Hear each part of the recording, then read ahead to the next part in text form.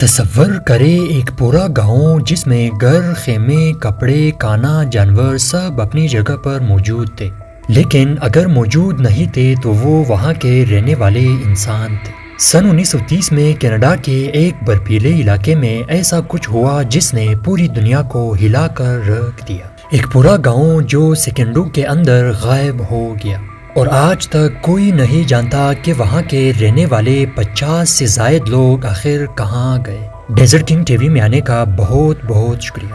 یہ واقعہ نومبر 1930 کا ہے۔ ایک کینیڈین ٹریپر جو لابرٹ شکار کے لیے ان علاقوں میں آیا جہاں انوکی جھیل کے پاس انجوکینی نامی ایک چھوٹا سا انوکھا گاؤں واقع تھا۔ جو اس گاؤں میں اکثر آتا جاتا رہتا تھا، لیکن اس دن جو نے کچھ عجیب دیکھا۔ جو کو گاؤں میں داخل ہوتے ہی ایک خاموشی سی محسوس ہوئی جو عام نہیں تھی۔ سردیوں کی ہوا چل رہی تھی مگر پورا گاؤں مردہ جیسا خاموش نظر آ رہا تھا۔ جو نے ایک ایک گھر کے دروازے کھٹکھٹائے، کوئی جواب نہیں ملا۔ وہ ایک ایک گھر میں داخل ہونے لگا اور تبھی سے پہلی بار خوف محسوس ہوا۔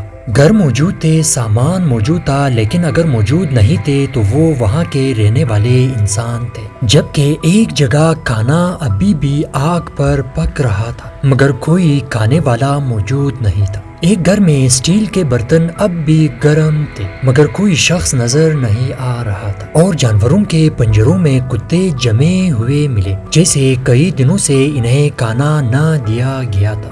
جو ادھر ادھر نظر دوڑا رہا تھا کہ اچانک اسے ایک اور خوفناک چیز ملی، وہ یہ کہ گاؤں کی قبریں کھلی ہوئی تھی اور کچھ قبروں میں لاشیں موجود ہی نہیں تھی۔ آخر کون پوری برفیلی زمین کھود کر لاشیں نکالے گا، اور آخر کیوں نکالے گا؟ یہ سب کچھ دیکھ کر جو فوراً قریب ترین رینجر پوسٹ تک بھاگا اور واقعے کی رپورٹ کی۔ رینجرز کی ایک ٹیم پہنچی اور گاؤں کی مکمل تلاشی لی، لیکن حیرت کی بات یہ تھی کہ کوئی قدموں کے نشانات نہیں، نہ لڑائی کے آثار، نہ خون اور نہ کچھ اور ملا، اور نہ ہی کسی جانور کے حملے کے نشانات ملے۔ ایسے لگ رہا تھا جیسے لوگ اچانک ہوا میں تحلیل ہو گئے ہوں۔ وہ سب تلاش میں جاری تھے کہ اچانک ان کی نظر آسمان کی طرف پڑی۔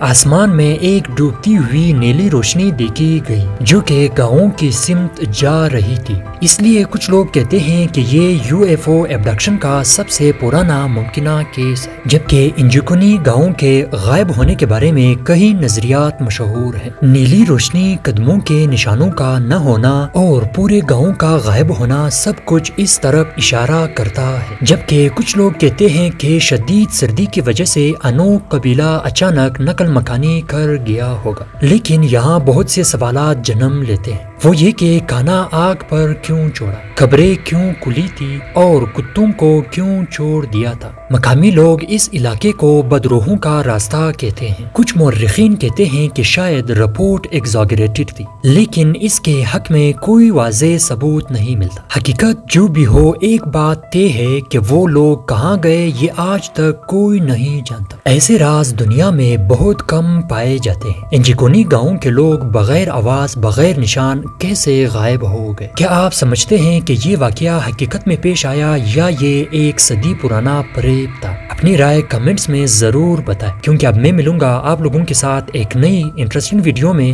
تب تک کے لیے اپنا خیال رکھیں۔ Thanks for watching video. اللہ حافظ۔